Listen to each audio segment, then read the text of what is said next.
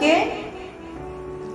ভগবান সবকিছু দেখছেন, ভগবান সব, একটু বুঝবে না, ভগবান সবকিছু দেখছেন, ভগবান সবকিছু আমাদের ব্যবস্থাও করে দিয়েছেন, কিন্তু আমাদের করলেন নিজেদেরকে করতে হবে।